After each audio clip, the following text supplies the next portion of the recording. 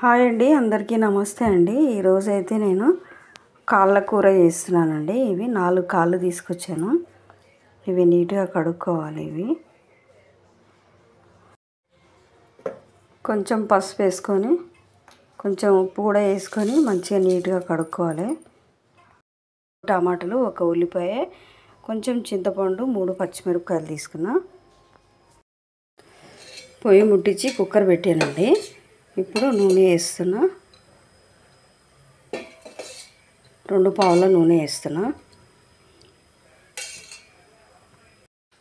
ఇప్పుడు కట్ చేసుకున్న ఉల్లిపాయలు వేసుకుంటున్నా.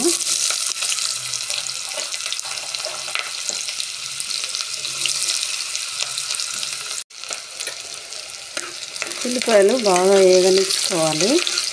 బాగా వేగిన తర్వాత మిరపకాయలు 2 ముక్కలుగా చింపేస్తున్నా.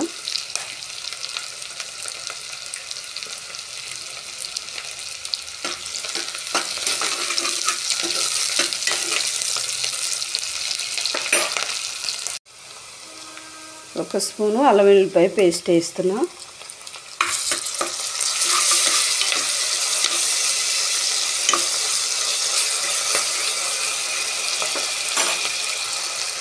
కొంచెం కరివేపాకు వేసిన. ఇవి మంచి కలర్ వచ్చినాయండి. ఇప్పుడు నీట్గా కడిగి పెట్టుకున్న కాళ్ళు వేసేస్తున్నా.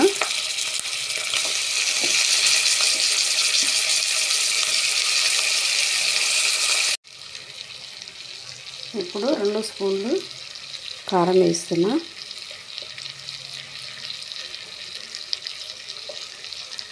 ఇప్పుడు కట్ చేసుకున్న టమాటా వేస్తున్నా.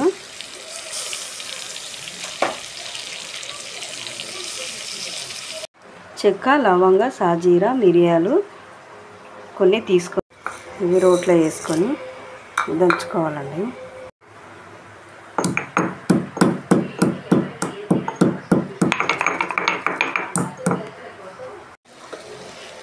రోట్లో దంచుకున్న గరం మసాలా వేసేస్తున్నా. చింతపండు పులుసు వేస్తున్నా. చింతపండు పులుసు ఎందుకంటే చింతపండు పులుసు వేసుకుంటే కొంచెం మంకు లేకుండా కొంచెం మదం కొడుతుందండి. అందుకని చింతపులుసు చేసుకుంటే బాగుంటుంది.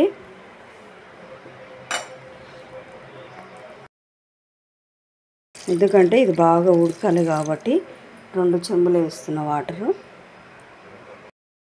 కాళ్ళ షోర్వా రెడీ అండి. చూడండి, కాళ్ళ షోర్వా రెడీ అయింది.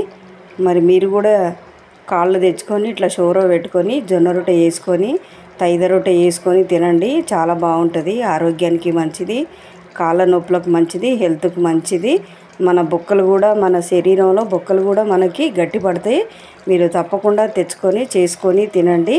మరి నచ్చితే మరి మీరు కూడా ట్రై చేయండి. లైక్ చేయండి, షేర్ చేయండి. Thank you.